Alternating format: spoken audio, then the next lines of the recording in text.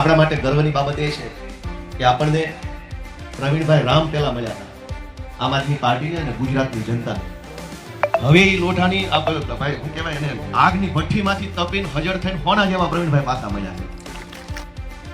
સહેજ હાચા જુવાનિયા હામાં આવ્યા હતા તો કાં આટલા બધા તકલીફમાં આવી ગયા બીજેપી વાળા? અત્યાર સુધી સેટિંગની રાજનીતિ હાલતી હતી તો બધાને મજા આવતી હતી. હાચા દિલથી બાંધવા વાળા, હાચા દિલથી અવાજ ઉઠાવવા વાળા, હાચા દિલથી ખેડૂતો માટે લડનારા લોકો આવ્યા તો પડી ગઈ તકલીફ. અને હજુ જો ગુજરાતની જનતાના આશીર્વાદ મળશે ને તો આ ભાજપ વાળા ગોત્યા હાથમાં આવવાના નથી, પૂરી મને વિશ્વાસ છે. આ સરકાર શું હાલે છે કોઈ કોઈનું માનતું નથી. મુખ્યમંત્રીનું ધારાસભ્ય માને નહીં, ધારાસભ્યનું કલેક્ટર માને નહીં, કલેક્ટરનું કમિશનર માને નહીં, કમિશનરનું ટીડીઓ માને નહીં, તો છે શું આ બધું? અને બધા ભેગા થઈને આપણી ઉપર ધોકા પછાડે છે. પબ્લિકને ડરાવવી હોય, પબ્લિકને ધમકાવવા હોય, ખોટા કેસ કરવા હોય, દામદાટી કરવી હોય તો નંબર 1. આમ તો કોઈનું કઈ હાલતું નથી. તો આ સરકાર છે કે સર્કસ છે એ જ કઈ ખબર પડતી નથી. મેં નક્કી કર્યું છે ગુજરાતભરના ગામડે ગામડે જઈને બધાના આશીર્વાદ માંગીશ ને જે દિવસે આખી જનતાના આશીર્વાદથી સરકાર બનશે તે દી ચોર લોકો ટ્રેક્ટર વાળા બાંધી ઢવડવાનું છે. શરમ રાખવાનું નથી, કોઈ માનવ અધિકાર બધિકાર નહીં. મહિન્દ્રાનું ટ્રેક્ટર લોઢાની હાકળ અને બાંધી ઢવડવાનું થાય વટથી. તમે તમારા બાપાની પેટી સમજો છો? આમ રાહ જોઈને બેઠું છે, લાગમાં આવવા જોઈએ એક વખત સરખાય. કેમ કે હું અનેક ગામડામાં ફરું, સામાન્ય માણસોને પૂછું કે કેમ છે, એ કે વાટે જ બેઠા આવવા જ દો. હવે હાથમાં ધોકો લઈને બેઠું છે કે એક વાર ચૂંટણી આવે એટલે ભાજપ વાળાને ખો ભૂલવા દેવી છે. કાઠિયાવાડમાં કમસે કમ 50 વર્ષ જીતે નહીં એવું કરી નાખવાનું થાય. એટલે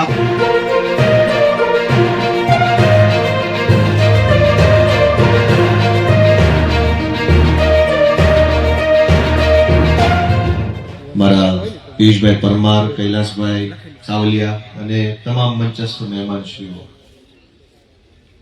દોસ્તો, આજે પ્રવીણભાઈ જેલમાંથી બહાર આવ્યા પછી પહેલી વખત એમના નેતૃત્વમાં આ કાર્યક્રમ થઈ રહ્યો છે. અને એટલે આ કાર્યક્રમનું ખૂબ મહત્વ એ બાબતનું છે કે આટલો લાંબો સમય સુધી જેલમાં એક માણસ રહ્યા પછી એને શું જોયું, શું વિચાર્યું, કેવું લાગ્યું, હવે શું લાગે છે, આગળ શું કરશે, એ વિચારો આપણને સૌથી પહેલી વખત જાણવા મળશે પ્રવીણભાઈના માધ્યમથી આજે આપણને. એટલે આ કાર્યક્રમનું મહત્વ છે. આઝાદીની લડાઈ જયારે હાલતી હતી ત્યારે અંગ્રેજો ભાજપ વાળાની જેમ જ વિચારતા હશે કે આ આઝાદીની વાત લઈને નીકળેલા જે કાંઈ લોકો છે એ બધાને જો જેલમાં પૂરી દઈએ તો આઝાદીની વાત કરનારા જ બંધ થઈ જાય, અને આઝાદીની વાત કોઈ કરે નહીં તો પછી આઝાદી આવવાનો રસ્તો બંધ થઈ જાય. અંગ્રેજોએ જે વિચાર્યું એ પ્રમાણે આપણા દેશના અનેક મહાપુરુષોને, સ્વતંત્રતા સેનાનીઓને જેલમાં પૂર્યા. પણ ઇતિહાસ સાક્ષી છે કે આઝાદી તો આવી જ, એ જ આઝાદ દેશમાં આપણે આજે કામ કરી રહ્યા છીએ. ભાજપ વાળાની મનમાં એવો વહેમ છે કે ભાઈ આમ આદમી પાર્ટી વાળાને બધાને જેલમાં પૂરી દઈશું તો પછી ગુજરાતમાં પાછું આપણું હાલ્યા કરશે. પણ એવું કઈ થવાનું નથી. પ્રવીણભાઈને જેલમાં પૂરશો તો બીજા 500 પ્રવીણભાઈ તૈયાર થશે, રાજુભાઈને પૂછો તો બીજા 500 રાજુભાઈ તૈયાર થશે. કેમ કે તમે વ્યક્તિને જેલમાં પૂરી શકો, એના વિચારને ન પૂરી શકાય. પ્રવીણભાઈનું શરીર જેલમાં પૂરી શકાય, પણ પ્રવીણભાઈએ ઇકોઝોન થી લઈ, આશા વર્કર બહેનોથી લઈ, આંગણવાડીની બહેનોથી લઈ, ખેડૂતોથી લઈ જે લડાઈ લડી એ તો એક વિચાર છે. અને વિચારને કોઈ કેદમાં પૂરી શકાય નહીં. વિચાર તો બંધન મુક્ત હોય છે. પ્રવીણભાઈનો વિચાર ગામડે ગામડે પહોંચી ચુક્યો છે. મને એ વાતની સૌથી વધુ ખુશી છે કેમ કે હું અનેક વખત જેલમાં ગયેલો માણસ છું, પણ હવે તો રીઢો થઈ ગયો જેલમાં જઈને, વાંધો નથી. પણ જિંદગીમાં પહેલી બીજી વાર જે માણસ જેલમાં જાય ને માનસિક ભાંગી પડે, અને અંદર બધા એવા વિચાર આવે, અરે રે મારું શું થઈ જશે, ઓલી જમીનનું શું થશે, ઓલા પૈસા લેવાના હતા એનું શું થશે, મોબાઈલનું રિચાર્જ ખૂટી ગયું એનું કેમ થશે, છોકરાએ ખાધું છે કે નહીં ખાધું હોય, દવા ટાઈમે લેવાની, એટલા વિચારો આવે ને કે આખું વિચાર મગજ ઉપર હાવી થઈ જાય અને માણસ અંદરથી ભાંગી પડે. અને બહાર પાછું બીજા જે કાંઈ હોય ઓળખીતા પાળખીતા કે આપણા સમર્થકો હોય કે આપણા પ્રત્યે સારી લાગણી ધરાવનારા લોકો હોય એ જરા પ્રકાશ થઈ જાય કે ભાઈ મૂક ને આ બધું આમાં હું હવે આ જો તું જેલમાં જો બધા બહાર જલસા કરે છે, ગોપાલભાઈ ની બધા રોટલા છે કે જો તમને જેલમાં પુરાઈને આમ રોટલા જ જાણી નાખો, તાવડો માંડ્યો જેલના ગેટે તમે શેકી શેકી ખાતા હોય, આવું થાય. કોઈ રોટલા તો ભાજપ વાળા શેકે છે. પણ પ્રવીણભાઈની શુભેચ્છા, અભિનંદન, છોડ્યું બારગામ કે ભાઈ બધું આ અમારો પરિવાર જ, અમારા બૈરા છોકરા બરાબર છે, કે આ બધા ખેડૂતો છે, આ ગુજરાતની જનતા છે, એ જ અમારો પરિવાર. મેં અત્યારે આ સ્ટેજ ઉપર કીધું ને બારે કીધું કે તમારા ઘરેથી અમારા બહેન છે, બાળકો છે, એ 3-4 મહિના એકલા રહ્યા હશે, એને અંદરથી દુઃખ પહોંચ્યું હોય તો જરાક એમની સાથે સમય વિતાવવા મળે, સુખ દુઃખની વાતો થાય, અને પછી તમે પાછા કામે વળગો તો વાંધો ન આવે. એવા સીધે સીધા આવ્યા છો તો પછી હું એમ. પણ એના વિચાર જુઓ કે ભાઈ ખેડૂતો માટેની કોઈ પણ વાત હોય તો હું ખેડૂતને મારો પરિવાર માનું છું, ખેડૂતોને મારા સ્વજન માનું છું. એટલે જેલમાં ગમે એટલા દિવસ રહેવું પડે તો હું છે, છૂટીને તો પાછો હું મારા કામે લાગી જઈશ ખેડૂતો માટે અવાજ ઉઠાવવાના કામમાં. અને હજુ ક્યાં 15 દિવસ થયા છે, ત્યાં આવી ગયા આપણી વચ્ચે. એમની આ નિષ્ઠાને સલામ છે. પહેલા તો એમની આ ધગશ છે, એમની આ નિષ્ઠા છે, ખેડૂતો પ્રત્યેની લાગણી છે ને એને સલામ છે. દરેક માણસ આવું નથી કરી શકતો.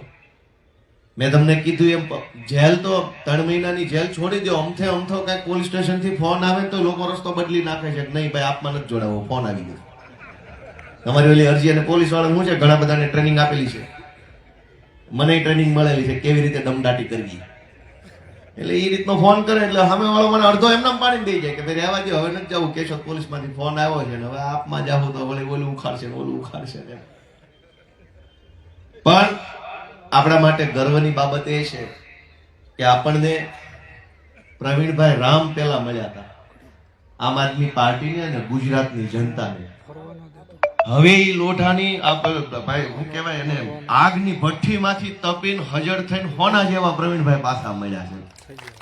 પહેલા વગર જેલના પ્રવીણભાઈ હતા, હવે જેલમાં જઈને કમ્પ્લીટ થઈને ટ્રેનિંગ લઈને ડિગ્રી લઈને આવેલા માણસ છે કે જો આ હજળ માણસ 3 મહિના જીરવી જાય એવો માણસ. નકર ઘણી વાર એવું હોય જેલમાં ન ગયા હોય ને ત્યાં સુધી એવો હાંકલા ને પડકારા ને બાકાજીકી વાળો માહોલ હોય. 15 દી રહી આવે ને એટલે માણસ કૂણો પડી જાય, હાવ ટમેટા જેવો થઈ જાય. જેલમાં જઈને આવે ને પછી હજળ બમ વાત કરે ને તો માનવું કે ભાઈ વાણામાં દમ તો છે, આ જ હાલે એમ છે. હવે એટલે પ્રવીણભાઈ રામ પહેલા આપણને મળ્યા હતા, પણ હવે પ્રવીણભાઈની અગ્નિ પરીક્ષા થઈ ગઈ ને એમાંથી સફળતાપૂર્વક અગ્નિ પરીક્ષા પાર કરીને પાસ કરીને હજળ બમ થઈને આપણી વચ્ચે આવ્યા છે. એ બદલ પ્રવીણભાઈનું હું સ્વાગત કરું છું પાછું ફરી એક વખત. અને આ અગ્નિ પરીક્ષા બધા નથી આપી શકતા, દરેક લોકોને બધાને બધું બનવું છે અને બધાને બધું આગળ વધવું છે, પણ બીક લાગ્યા કરે છે. દોસ્તો, આમ આદમી પાર્ટી ગુજરાતમાં એક આશાના કિરણ તરીકે આગળ વધી રહી છે. છેલ્લા કેટલાય વર્ષોથી તમે જુઓ તો ભાજપ કોંગ્રેસ, ભાજપ કોંગ્રેસ, ભાજપ કોંગ્રેસ, એ કહેવા પૂરતા બે પણ હોય એક ના એક.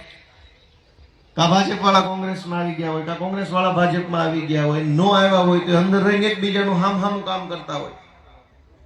30 વર્ષ થઈ ગયા આમ કરતા કરતા. લોકોની સેવા ન કરી, લોકોનું કામ ન કર્યું, ગુજરાતના ખેડૂતોનો અવાજ ન સાંભળ્યો, સામાન્ય છેવાડાના માણસની વેદના ન સાંભળી. અને ભગવાને આશીર્વાદ આપ્યા, ભગવાને એવું કર્યું કે આમ આદમી પાર્ટીને મોકલી ભારત દેશમાં અને ગુજરાતમાં. આમ આદમી પાર્ટીની અંદર આમથી ઈશુદાનભાઈ આવ્યા, આમથી પ્રવીણભાઈ આવ્યા, આમથી હું આવ્યો, આમથી ચૈતરભાઈ આવ્યા, અને ભગવાનની આશીર્વાદથી થયું સરસ મજાનું કામ.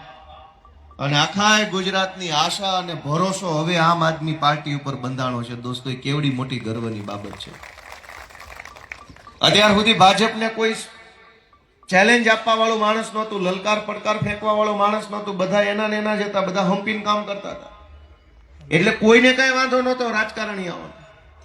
પણ આ પહેલી વખત એવું બન્યું કે સિરિયસલી ભાજપની સામે પડવા વાળા જુવાનિયાઓ સામે આવ્યા, કે જેવું બોલે એવા જ અંદર હોય. પાછા એવું નહીં કે માઇકમાં જાજુ બોલું ને અંદર ખાનેથી ગોઠવણ પાડી દેવી. સહેજ હાચા જુવાનિયા સામે આવ્યા હતા તો કાં આટલા બધા તકલીફમાં આવી ગયા બીજેપી વાળા. અત્યાર સુધી સેટિંગની રાજનીતિ હાલતી હતી તો બધાને મજા આવતી હતી. હાચા દિલથી બાંધવા વાળા, હાચા દિલથી અવાજ ઉઠાવવા વાળા, હાચા દિલથી ખેડૂતો માટે લડનારા લોકો આવ્યા તો પડી ગઈ તકલીફ. અને હજુ જો ગુજરાતની જનતાના આશીર્વાદ મળશે ને તો આ ભાજપ વાળા ગોત્યા હાથમાં આવવાના નથી, પૂરી મને વિશ્વાસ છે. મિત્રો, રાજકારણ બન્યું શું કામ છે? દુનિયાના તમામ દેશમાં નેતાઓ છે, પાર્ટીઓ છે, ચૂંટણીઓ છે. આપણા દેશમાં પાર્ટી છે, નેતા છે, ચૂંટણીઓ છે. શું કામ બનાવ્યું છે આ બધું? દુનિયાના બીજા દેશોમાં ચૂંટણીઓ આવે, નેતા જીતે, પછી કામે વળગે છે. આપણા દેશમાં તો શું છે કે ભાઈ ચૂંટણીઓ આવે, ભાજપ વાળા જીતે અને પછી કોન્ટ્રાક્ટે વળગે, કામે નથી વળગતા. ચારો તરફ મારો કોન્ટ્રાક્ટ, તારો કોન્ટ્રાક્ટ, કટકી ખનીજનો કોન્ટ્રાક્ટ, રોડનો કોન્ટ્રાક્ટ, નાળાનો કોન્ટ્રાક્ટ, ગટરનો કોન્ટ્રાક્ટ, કેમેરાનો કોન્ટ્રાક્ટ, ડીઝલનો કોન્ટ્રાક્ટ, બસનો કોન્ટ્રાક્ટ. ગુજરાતમાં સૌથી મોટી દોસ્તો દુઃખની બાબત એ છે કે નેતા બધા જ ભાજપના અત્યારે કોન્ટ્રાક્ટરો બની ગયા છે. કોઈ નેતા જનતા માટે કામ નથી કરી રહ્યા. જનતા માટે કોણ કામ કરે છે? આમ આદમી પાર્ટી જનતા માટે કામ કરે છે. અમે કોઈ કોન્ટ્રાક્ટર નથી ને એટલે ખોખારો ખાઈને બોલી શકીએ છીએ, તાકાતથી બોલી શકીએ દોસ્તો. કેમ કે અમને કોઈ કોન્ટ્રાક્ટની લાલચ નથી, લોભ નથી, જોતાય નથી. હું તો છું ધારાસભ્ય. વિસાવદરમાં પૂછો, કાંઈ કોઈ એવું ન કહી શકે ગોપાલભાઈ કટકી માગે છે, કટકો માગે છે. નહીં ભાઈ, કટકી કટકામાં આપણને રસ નથી. આખી સરકાર જ બટકાઈ દેવાની છે. કટકી કટકે કામ થાય એમ નથી આપણું. સરકારથી ઓછી પાવલી ન ખપે. નાની વાત જ ક્યાં કરવાની છે ભાઈ? ખેડૂતના પેટે જન્મ્યા છીએ તો વાત તો હજડ બમ જ કરશું ભલામણ. પછી ભલે નહીં ભાગમાં હોય તો નહીં મળે, બાકી વાત ઢીલી નાની કરવાની થતી નથી કોઈ દિવસ. પણ આજ દુર્ભાગ્ય આપણું એ છે કે બધા જ ભાજપના નેતાઓ કોન્ટ્રાક્ટરો બની ગયા છે. અને પોતાને કોન્ટ્રાક્ટ મળે, પોતાને કટકી કરવા મળે એટલે જોરથી ભારત માતાની જય બોલાવતા જાય છે, કટકી કરતા જાય છે, કોન્ટ્રાક્ટ લેતા જાય છે, ગામને ઓલા રવાડે ચડાવતા જાય છે. એવા સમયની અંદર આમ આદમી પાર્ટી એક આશાનું કિરણ બનીને આવીશ મિત્રો. અને આમ આદમી પાર્ટીને આગળ લઈ જવાની જવાબદારી આપણા બધાની છે. આ પ્રવીણભાઈ રામ કે ચૈતરભાઈ કે ગોપાલભાઈ લડાઈ લડવાનું જો બંધ કરી દે અત્યારથી, હમણાંથી જ, કે ભાઈ નથી ભાજપ સામે લડાઈ ઝઘડો કરવો, તોય કોઈ દિવસ ભૂખે નહીં મરે અને દુખે નહીં મરે.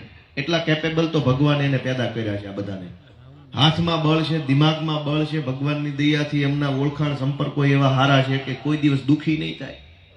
તો પછી આ બધા લોકો લડે છે કોના માટે? એને પોતાને કઈ દુઃખ નથી, તકલીફ નથી, તો શું કામ જેલમાં જાય છે? જેલમાં એટલે જાય છે કે ગુજરાતની જનતાને ભાજપની ગુલામીમાંથી આઝાદ કરાવવા માટેની લડાઈ લડી રહ્યા છે ને એટલે જેલમાં જવું પડે છે. તમને ફરીવાર એની વાત કહું કે ગોપાલભાઈ વકીલ છે, આ ભાઈ ફાર્માસિસ્ટ છે, ચૈતરભાઈ વિસ્તરણ અધિકારી હતા, ઈશુદાનભાઈ પત્રકાર હતા. આ હુકામ જેલમાં જવાના ધંધા પકડ્યા.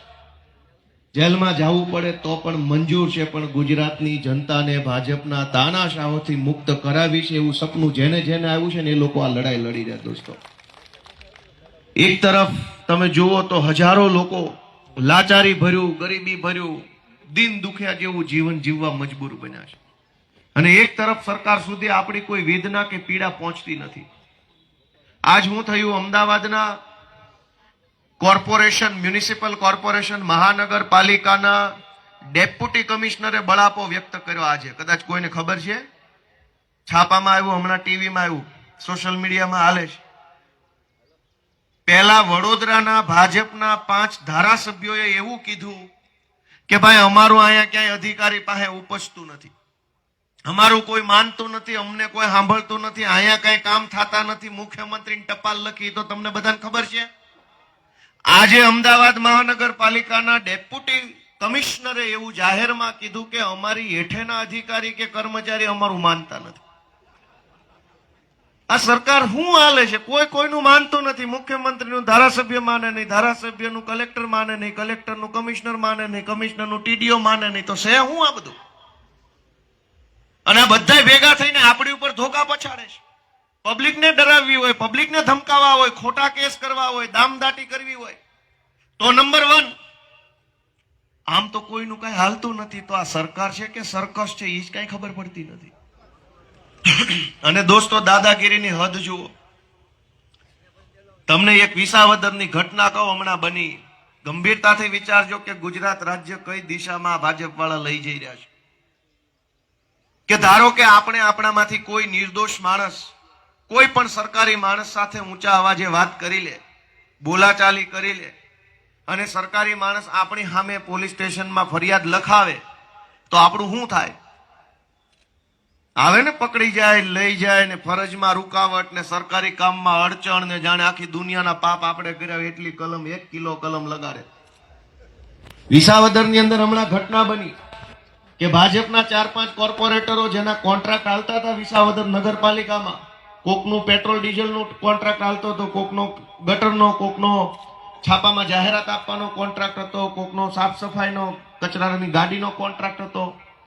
વિસાવદર નગરપાલિકામાં કોઈ ચીફ ઓફિસર હારા માણસ આવી ગયા, ઈમાનદાર વતન પ્રેમી માણસ, એટલે એને ખોટા બિલ ઉપર સહી કરવાની ના પાડી દીધી કે ભાઈ સાચા હશે તો કામ ઊભું નહીં રહે, ખોટા હશે તો ક્યાંયથી થશે નહીં.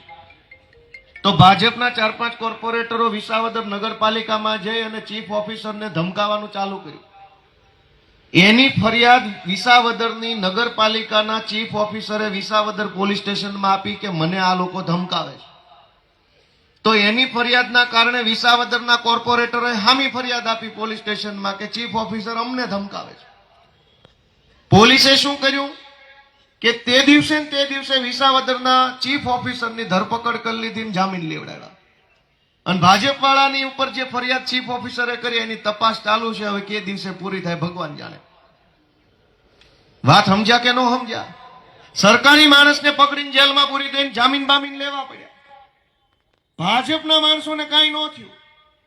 એકવાર જોરથી તાળીઓ પાડો. કેવી સારી વાત કહેવાય.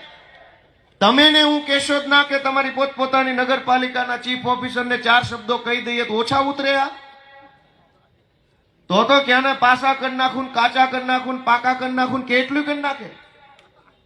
પણ ભાજપના માણસો ચીફ ઓફિસરને ધમકાવી ગયા તો વિસાવદરના પોલીસ વાળાઓએ સિંઘમગીરી બતાવી કે ચીફ ઓફિસરને પકડીને જામીન લઈ લીધા.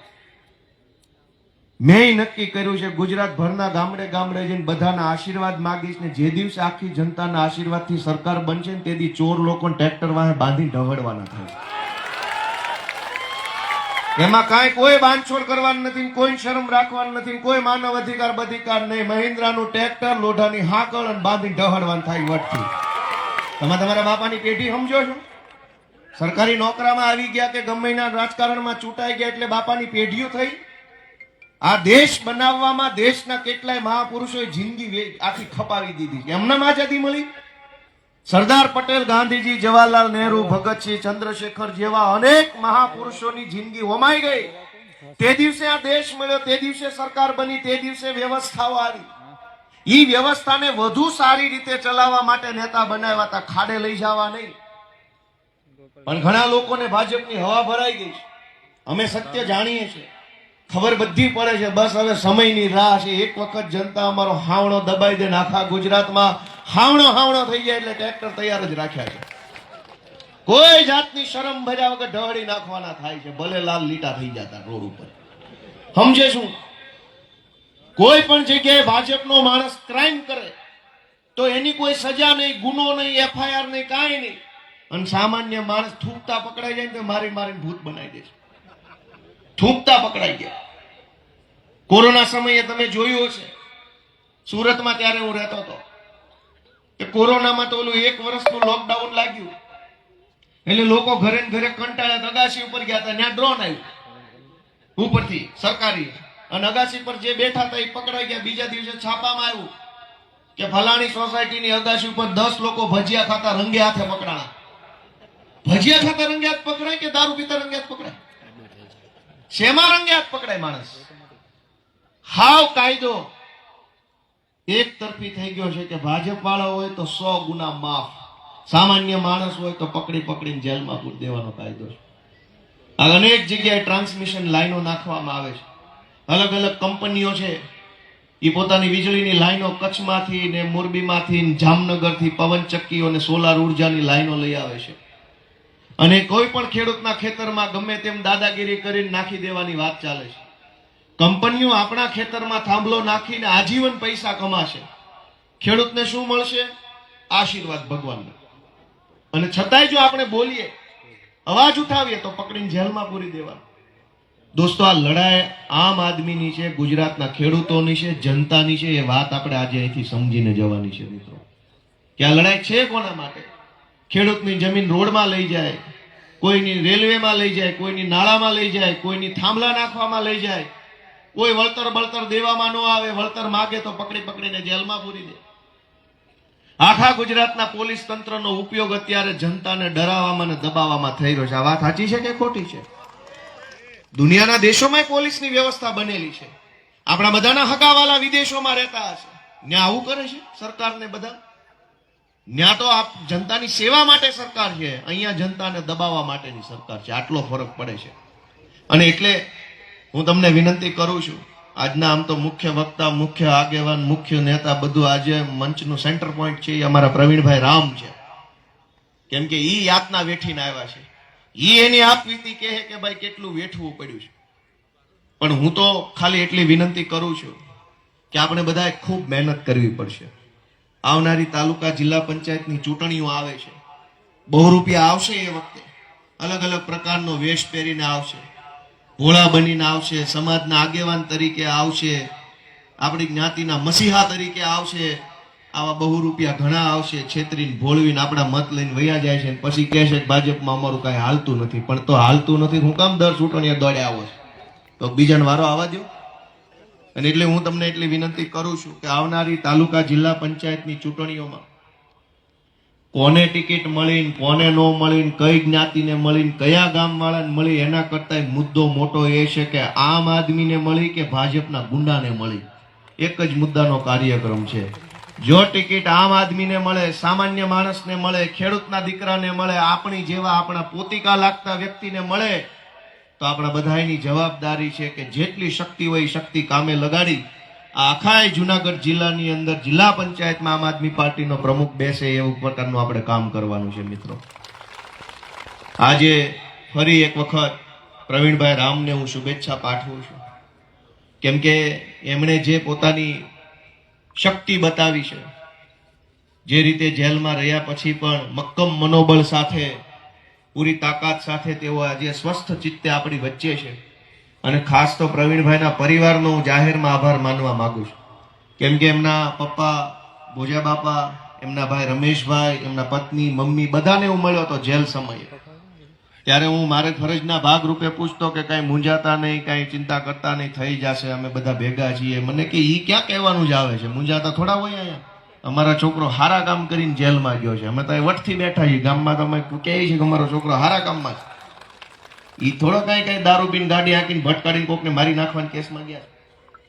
પરિવારની મક્કમતા, મહાનતા જુઓ કે પરિવાર પોતે પણ જો આટલો મજબૂત અને મક્કમ હોય તો એ કેવડી મોટી વાત કહેવાય. એટલે પ્રવીણભાઈના આખા પરિવારને હું તો આભાર માનું છું ને એમના પ્રણામ કરું છું કે એમણે પ્રવીણભાઈ જેવા આગેવાનને આપણને આપ્યા છે. નહીતર પરિવાર જો થોડોક ઢીલો પડી જાય, પરિવાર જરાક દુઃખી થઈ જાય તો આપણા બધાના હાથ બંધાઈ જાય, આપણે જરાક મુશ્કેલીમાં આવી જાય કેવી રીતે કરવું. કેમ કે આ કઈ જેલના તાળા એવા તો નથી હથોડો મારીને તોડ નાખીએ. પણ બધી જ વિકટ પરિસ્થિતિની અંદર ખૂબ નિષ્ઠા સાથે, ખૂબ ઉત્સાહ સાથે પ્રવીણભાઈના પરિવારે, પ્રવીણભાઈએ આમ આદમી પાર્ટીને સહકાર આપ્યો. આપણા માટે લડાઈ લડવા માટે થઈને એમણે નિષ્ઠા બતાવી, એ બદલ પ્રવીણભાઈ રામનો ખૂબ ખૂબ હૃદયપૂર્વક આભાર વ્યક્ત કરું છું. અને એવા આપણા રાજુભાઈ બોરખતરિયા, આપણા સૌરાષ્ટ્ર ઝોનના ઇન્ચાર્જ છે સંગઠનના, કેટલા વખાણ કરવા બેસીએ તો કલાક લાગી જાય. એટલા બધા ઉત્સાહી અને નિષ્ઠાવાન વ્યક્તિ આપણને મળ્યા છે કે રાજકારણમાં બહુ ભાગ્યે જ આવા સારા માણસો મળતા હોય છે. પોતે શિક્ષક છે અને બોટાદના કડદાકાંડમાં સૌથી વધુ માર વાગ્યો તો રાજુભાઈ બોરખતરિયાને, જેને હાથે વાગ્યું હતું, માથે વાગ્યું હતું, ઘણું વાગ્યું હતું. તેમ છતાં એ ગયો તો કોર્ટે એને રજૂ કર્યા ત્યારે હાજર હતો. મારી કરતા વધુ મજબૂત એ હતા તેથી આ માથ હતો પાછો, અને આ માથ રાખી ટાઈટ વાત કરતા રહે કે આમાં ઢીલું પડવાનું થતું જ નથી, ઠેઠ સુધી લડી જ લેવાનું થાય છે. એટલા મક્કમ મનોબળના આપણા રાજુભાઈ બોરખતરિયા છે. અને જેલમાંથી છૂટીને આવ્યા પછી એક દિવસે એ ઘરે નથી બેઠા. આ વ્યક્તિ છે, હું એને અત્યારે યાદ કરું છું. અને એવા અનેક યોદ્ધાઓ આપણને મળ્યા છે કે જેઓ જેલ બેલથી બીતા નથી પણ લોકો માટે લડ્યા કરે છે. આ મુશ્કેલ સમય ગુજરી જશે, આ મુશ્કેલ સમય પસાર થઈ જશે. પ્રવીણભાઈ જેલમાં ગયા, હું જેલમાં ગયો, રાજુભાઈ જેલમાં ગયા, ઓલા જેલમાં ગયા. આ જે કાંઈ સંઘર્ષનો સમય છે એ વીતી જશે, પણ જુલમ કરનારાઓનો જુલમ છે ને અમને યાદ રહે. જે દિવસે અમારી સરકાર આવશે ને તે દી વ્યવસ્થિત રીતે અમે ન્યાય કરવા માંગીએ છીએ. દોસ્તો, આમાં કાંઈ અમને કાંઈ મરી નથી જવાના, કાંઈ થઈ નથી જવાનું. મને અનેક વખત જેલમાં પૂર્યો, પણ મેં મારી નિષ્ઠા જાળવી રાખી તો સમાજે મને ઇનામ આપ્યું, સમાજે મને એક માન સન્માન ભર્યું ધારાસભ્યનું સ્થાન આપ્યું. કેમ કે જેલ કરતા મોટી જગ્યા વિધાનસભા છે. જે જેલમાં ગયા અને ટકી ગયા એ વિધાનસભામાં ગયા, અને જેલની બીકે ભાગ્યા એ ક્યાં ગયા કોઈ ખબર નથી. જેલ કોઈ કઈ એવી કઈ ટેન્શન બેન્શન અમે નથી લેતા, પણ સરકારમાં બેસીને નબળા નિર્ણયો લેનારા જે કાંઈ લોકો છે, એનો હાથો બનનારા જે કાંઈ લોકો છે, એ બધાને અમે તો યાદ રાખવા માંગીએ છીએ કે તમે પાપના ભાગીદાર બન્યા હતા. દેશને ભાજપ ગુલામ બનાવવા માંગતું હતું ત્યારે દલાલ કોણ કોણ બન્યું હતું ને એની ડાયરી નિભાવવાની થાય છે. અને એટલે આજે હું ફરી એક વખત પ્રવીણભાઈ રામને અને રાજુભાઈ બોરખતરિયાને, રાજુભાઈ કરપડાને, અમારા રમેશભાઈ મેરને, હરેશભાઈ સાવલિયાને, જે લોકોએ આ યાતનાઓ વેઠી છે સમાજ માટે, લોકો માટે, બધાને ખૂબ ખૂબ શુભેચ્છા આપું છું. અને આપણે બધાય ભેગા મળીને નિરંતર રીતે જો લડતા રહીશું તો પરિણામ હવે બહુ આઘું નથી. ચૂંટણી આવે એટલી વાર છે.